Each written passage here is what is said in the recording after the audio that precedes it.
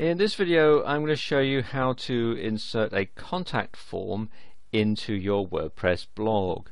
And it's a good idea to have a contact form so that people can get in touch with you to ask you questions about blog postings or products that you might be selling as an affiliate and so on. The simplest way to insert a contact form is to use a plugin. So I'm going to install one now. Come here to plugins and then add new, and I'll do a search here for contact form and click on search plugins, and as you can see there are a whole lot of different contact forms that you can have, but the one that I like is this one here, Slick Contact Forms by Lee Chestnut. So I'm going to go ahead and install it. So click on install now and click on OK. And that's installed. So I'm going to click on activate plugin. And there we are, the plugin is activated. So now I need to configure it. So come down here to settings.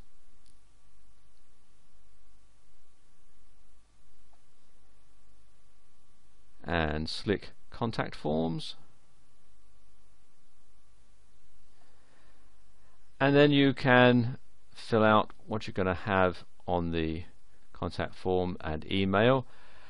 The default email address for receiving contact emails, this will be set up as the administrator's email, but you can change it if you wish. And you have the email subject. I'm going to say from Sam's blog. There are a couple of options here. You can include the IP address, which is a good idea because that can help track down anybody who's trying to spam you via your contact form, and include the page URL. I would check that one as well, because then that gives you an idea as to what pages people are viewing when they have a query to get in touch with you. Then you have the options you can have after the form has been submitted. You can have what they call the AJAX message, which basically you can type in here. The default one is thank you, your comments have been received. The error is error, please try again, and the invalid is there was an error verifying your details.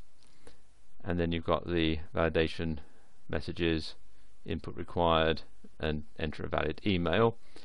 You can also, if you wish, have a redirect, and you can enter here the URL of the page that you want people to go to after the email has been sent, or if there's an error, and so forth. I'm going to stick with the AJAX message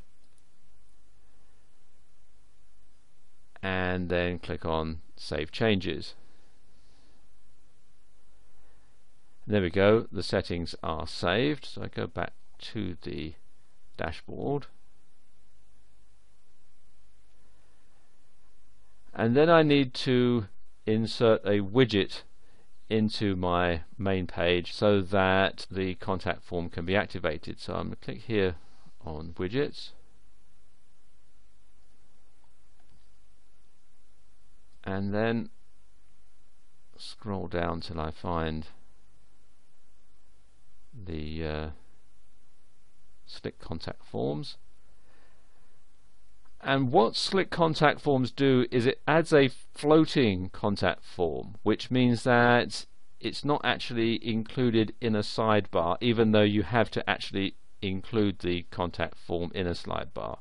You'll see what I mean in a minute. That doesn't make a lot of sense, but you'll see what I mean. Okay, first thing to do is to slide this in to the sidebar that we're going to put it in. So just ease it up here. I'm going to put it in the left sidebar. I'm just going to put it in here and then configure it here. You can have either as floating or slide out. I'm going to have it as floating, and the tab text contact us. I'm going to leave the width and the other things here set at the default settings, and the skin I'll leave that as black because that will fit in, but you can change it if you wish. Again, we're leaving the email where it is and the form text at the top. Again, in the text box, the name and email that's required, and the location I'm going to leave it here at left, but you can change it if you wish. So we'll do that, and now click on save, and there we go, that's done. Now if I go to the blog site, you can see that the contact form is floating right here. I'm using a very small screen resolution for this. If you're looking at it on a larger screen resolution, you'll see off to the side and it won't obscure the name of the blog.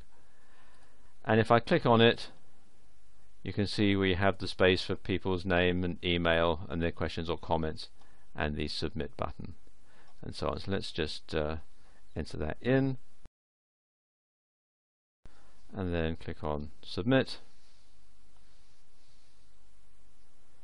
This is processing, and there you go, it flashes up, your comments have been received, and if I click there, that just closes that up.